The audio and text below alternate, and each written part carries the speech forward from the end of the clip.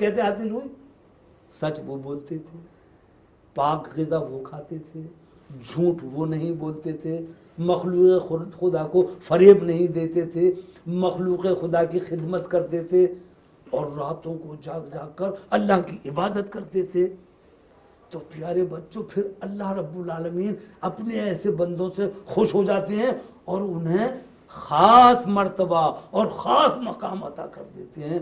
जैसे हमारे हज़रत निज़ामुद्दीन औलिया महबूब इलाही को रहमतुल्लाह अलैह को अल्लाह रब्बुल आलमीन ने ये मकाम अता कर दिया।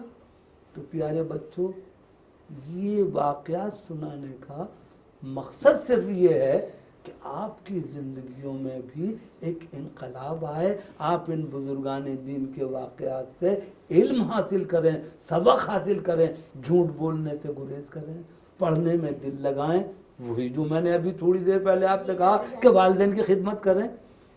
तो प्यारे बच्चों, ये बातें हैं जो हम आपको हर मर्तबा नए नए अंदाज में और उनके नए नए वाक़यात आपको सुनाते हैं, ताकि हमें और आपको पता चले कि हमारे बुजुर्ग कैसे बुजुर्ग थे। हमारे सहाबा कराम, हुजूर के सहाबा कराम कैसे प्यारे सहाबा थे, उनके मानने वाले, उनके पैरोकार, अल्लाह के वली किन किन मकामात पर और किस किस मर्तबों को पहुँचे हैं। तो बच्चों, ये हमारे बुजुर्गान दीन के वाक़यात हैं।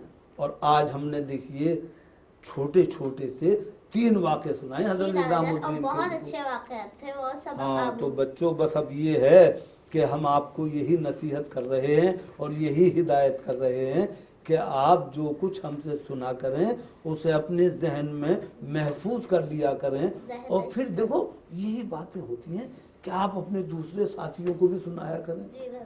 दादी जान, मैं तो अपनी मिस को आपकी कही हुई बातें भी बताती हूँ और वो फिर मुझे शाबाश कहती है। भाई माशाल्लाह, तो जाहिर बात है वो मिस की भी मालूमात में इजाफा होता है और फिर अल्हम्दुलिल्लाह वो भी अपने घर जाकर बच्चों को सुनाती होंगी। तो ये इसी को तो कहते हैं चिराग से चिराग रोशन होना।